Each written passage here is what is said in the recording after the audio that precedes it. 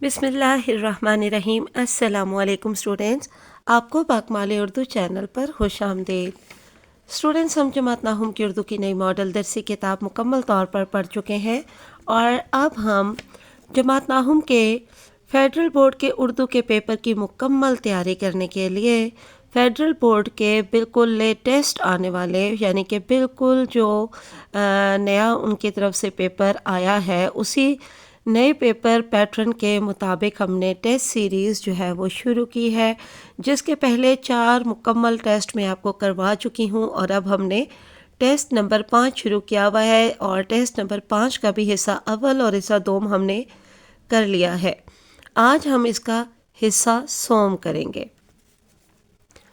حصہ سوم کل 26 نمبر کا ہوتا ہے، اور اس میں سوال نمبر 3 سے جو ہے وہ شروع ہوتا ہے یہ والا حصہ، اور سوال نمبر 3 جو ہے، درج ذیل میں سے کسی ایک پیراگراف کی تشریح کریں، یعنی یہاں 2 پیراگراف دیے جاتے ہیں اور ان میں سے کسی ایک کی آپ نے تشریح کرنی ہوتی ہے، اور یہ 5 نمبر کا سوال ہے، اور جو ای شیٹ ہوتی ہے یعنی کہ جوابی کاپی، تو اس میں 2 صفحات ہوتے ہیں آپ کے پاس تشریح کے لیے، تو آپ نے کوشش کرنی ہے کہ پورے 2 صفحات پر آپ کی تشریح آئے، اور اگر اتنی زیادہ طوالت سے نہ لکھ پائیں تو تب بھی کم سے کم 1.5 یعنی 1.5 صفحے کی تو لازمی کرنی ہے، ٹھیک ہے۔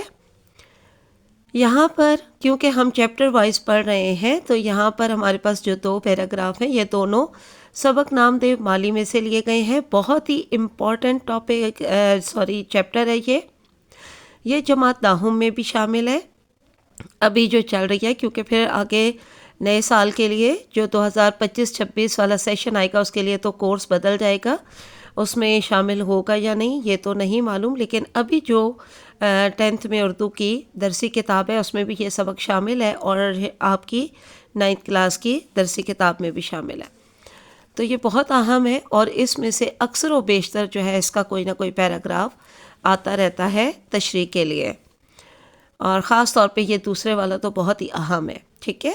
تو آپ بہت اچھی طرح سے تیاری کیجیے گا اس سوال کی۔ آگے ہمارے پاس سوال نمبر 4 ہوتا ہے حصہ سوم میں۔ سوال نمبر 4 آ گیا تو یہ ہے جی نظمیہ جز کی تشریح والا، ٹھیک ہے۔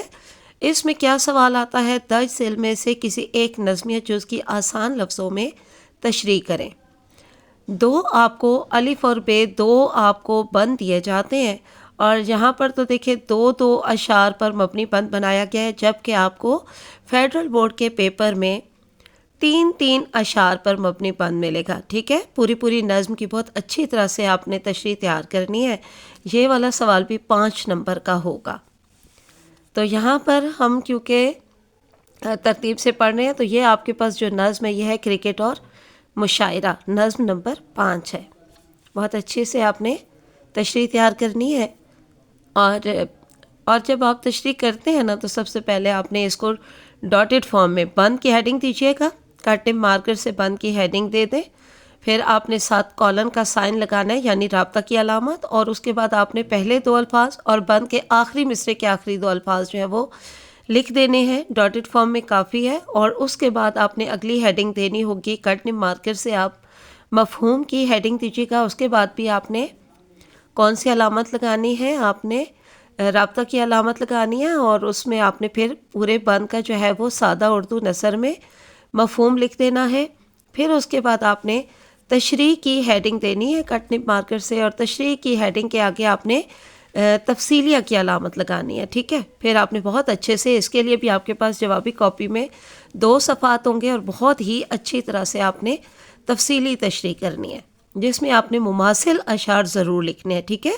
آپ کو میں نے الگ سے تمام نظموں اور غزلوں کے جو ہے وہ تشریحات بھی پہلے کروائی ہوئی تھیں، اور ابھی میں نے لیٹسٹ کچھ عرصہ پہلے 1 ماہ پہلے جو ہے وہ تمام نظموں اور غزلوں کے ایک شعر کا مفہوم اور اس سے مماثل یعنی کہ متعلقہ حوالہ جاتی اشعار بھی کروائے ہوئے ہیں، تو وہاں سے انہیں بہت اچھی طرح سے آپ تیار کر لیجیے گا، تو وہ لازمی آپ نے تشریح میں لکھنے ہیں۔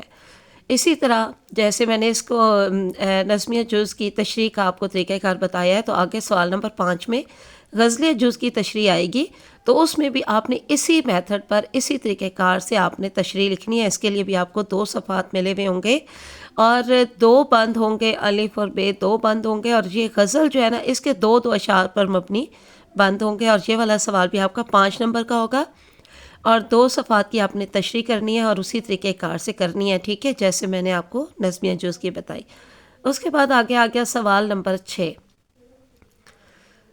تو سوال نمبر 6 میں آپ کے پاس 2 عنوانات پر سوال ہوں گے اور ان میں سے کوئی سا ایک کرنا ہوگا. یعنی یہاں آپ کے پاس چوائس ہوگی، یعنی آپ کے پاس انتخاب کا حق ہوگا کہ دونوں میں سے جو آپ کو زیادہ اچھی طرح سے آتا ہوگا آپ وہ اٹیمپٹ کر سکتے ہیں، اور یہ 6 نمبر کا ہوگا. ٹھیک ہے، جیسے یہاں دیا گیا ہے تقریب تقسیم اسناد کی رویداد تحریر کریں.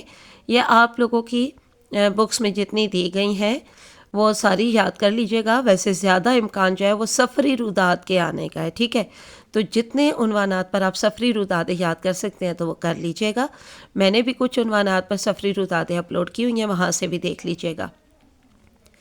یا پرانے کوٹ کی آپ بیتی تحریر کریں. تو آپ بیتیاں تو میں نے آپ کو بہت ساری کروا دی ہیں. میرے پاس 2 کی بکس تھیں، ان میں جتنے ٹاپک تھے وہ سب میں نے آپ کو کروا دی ہیں.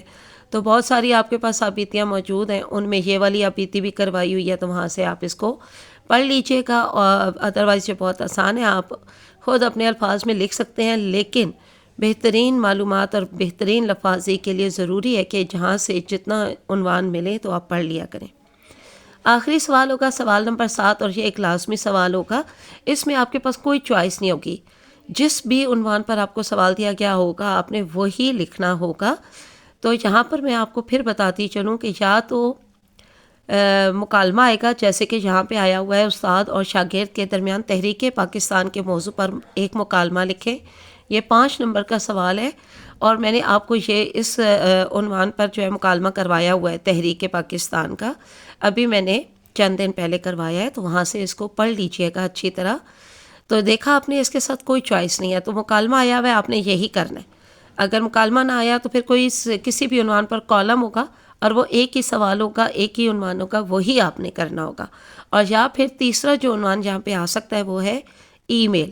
ٹھیک ہے، یعنی کہ مکالمہ، کالم یا ای میل میں سے کسی ایک پر ہی سوال آئے گا تو آپ نے وہی لکھنا ہوگا. تو ان تینوں عنوانات پر جتنے بھی نمونے آپ کو، مثالیں آپ کو ملیں، آپ اچھی طرح سے تیار کر لیجئے گا. میں نے آپ کو بہت سارے مکالمے بھی کروا دیے ہیں، کالم بھی کروائے ہیں، ای میلز بھی کروائی ہوئی ہیں، تو آپ وہ سب ضرور پڑھ لیجئے گا، تاکہ اگر آپ کو اس کے علاوہ بھی کسی عنوان پر دیا جائے تو اتنے سارے عنوانات پر آپ نے تیار کیے ہوئے ہوں گے نا، تو انشاءاللہ آپ کو خود سے ہر نئے ٹاپک پر لکھنا آ جائے گا. تو چلیے آج کے لیے اتنا کافی ہے. اللہ حافظ، فی امان اللہ.